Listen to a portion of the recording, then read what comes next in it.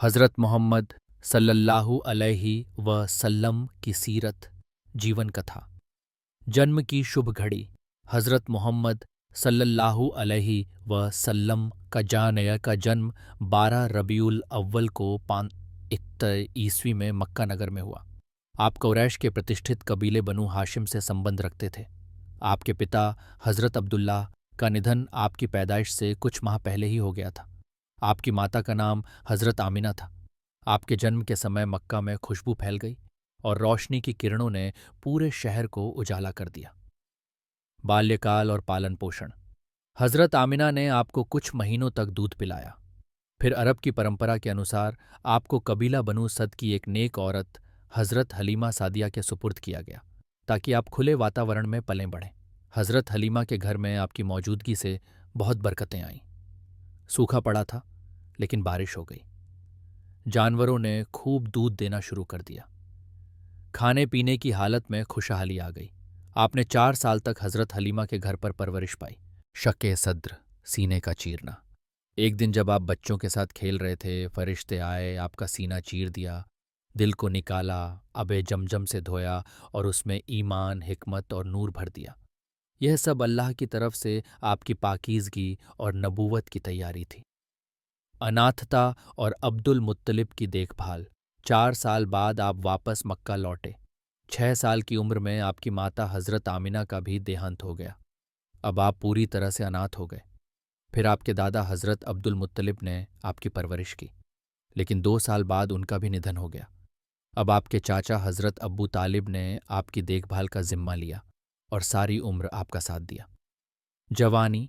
अपनी जवानी में आप अस-सादिक, सच्चे और अल-अमीन, ईमानदार के लक़ब से मशहूर हो गए। आपने कभी झूठ नहीं बोला, हमेशा अमानतें सही सलामत वापस कीं, हर वादा निभाया। आपकी सच्चाई और कारोबार की ईमानदारी से हज़रत खदीजा रज़ियल्लाहु अन्हा, जो मक्का की एक प्रतिष्ठित और धनाढ्य महिला थीं, ने आपको अपना व्यापारिक सामान देकर सीरिया भेजा। आपने बहुत ईमानदारी से व्यापार किया और दुगना मुनाफा कमाया। हज़रत खदीजा से विवाह। हज़रत खदीजा आपकी अमानतदारी से इतनी प्रभावित हुईं कि उन्होंने खुद आपको विवाह का प्रस्ताव भेजा।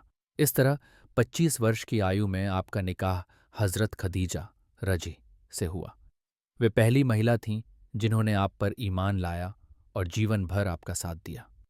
गार ए हीरा में इबादत। आप मक्का की अराजकता, अन्याय और मूर्ति पूजा को देखकर बहुत दुखी होते थे। आप महीनों तक मक्का के पास गारे हीरा में जाकर अल्लाह की इबादत करते, चिंतन करते और सच्चाई का रास्ता मांगते। नबूवत की शुरुआत 40 साल की उम्र में 610 ईस्वी घारे हीरा में अल्लाह ने आप पर पहली वही प्रकाशना नाजिल की। इकरा बिस्मी रब्बिकल्लजी खलक, सूरह अलक, आयत 8, अर्थात पढ़ो अपने रब के नाम से जिसने पैदा किया। यह संदेश फरिश्ते जिब्रील अलैहिस्सलाम लेकर आए।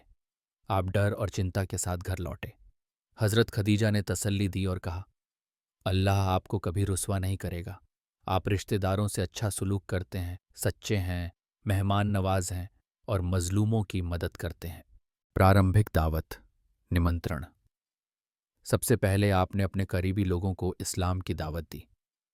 सबसे पहले ईमान लाने वालों में शामिल थे हज़रत खदीजा बीवी, हज़रत अली चचाजाद भाई, हज़रत ज़ैद बिन हारिसा पालक पुत्र, हज़रत अब्बू बक्र सिद्दीक दोस्त।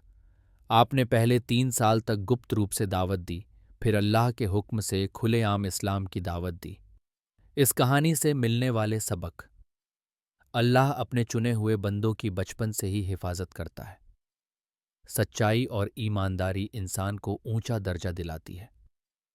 तकलीफ़ों और परीक्षाओं के बावजूद हक़ का दामन नहीं छोड़ना चाहिए। जिसे अल्लाह चुनता है वह हर हाल में कामयाब होता है।